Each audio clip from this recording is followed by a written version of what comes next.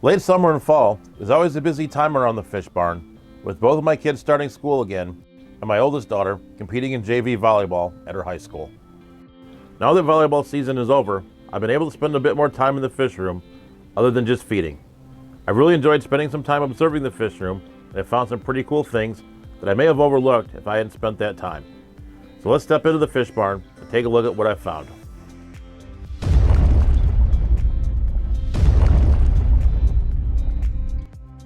The first surprise that I came across were with these Chapalichtys species temporalis shell that I picked up earlier this year at the Grand Valley Aquarium Club auction in Grand Rapids, Michigan.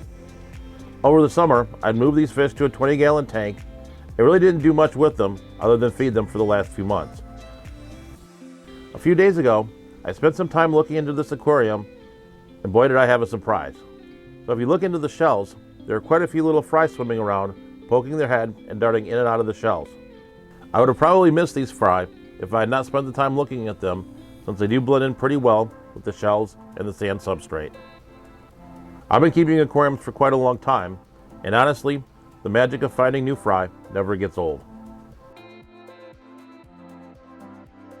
In the 70-gallon next door to the Chapalichtys, I had another interesting find, and that was another Odessa Barb fry. I had found fry of these fish in the past when I first got them, but have not seen any fry in quite a long time. Over the summer, I moved these fish into this 70-gallon tank after the 29-gallon they were living in sprung a leak. I was curious after this move if I'd be able to see some more fry, and well, I was really happy to see this little guy swimming amongst the larger adults.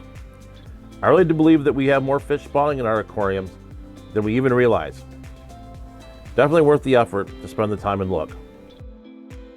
With those two big surprises, there have been some other fish that have been breeding at a good clip as well. These German yellow guppies have been stagnant in the breeding department for most of this year, but a few weeks ago, I did start finding some fry in here, and now I have quite a few young fry swimming around. I had thoughts of moving this strain along, but now I'm definitely going to keep them. As I found with many of the fish in my fish room, patience really does pay off. These Chapalichtys Pardalis are another fish that have really taken off in the fish room. This is one of the more common as well as more prolific Gadaid species. This would be a great first Gadaid species that I would recommend to any beginner since it's extremely hardy as well as easy to breed. It's a great fish to get some easy wins as a beginning Gadaid keeper. As you can see, this species has really taken off with numerous spawns in this 20-gallon tank, and I'm happy to say I'm looking forward to getting this fish out to some of my fellow fish keepers. I do want to talk about another Gadaid species, and that's the Xenotoca Melanosoma. I had purchased an original group at the ALA in 2021, but unfortunately lost that group early this summer and when the fish barn overheated.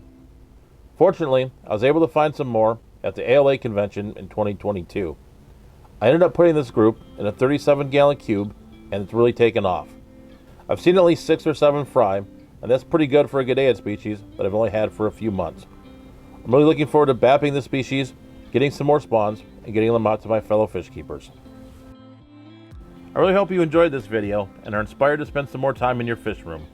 It's definitely worthwhile finding new fry. So as the next volleyball season looms here in a few months, I'll be making it a point to spend more time in the fish room during my daughter's seasons. So with that being said, stay safe, stay fishy, and I'll catch you on the next video.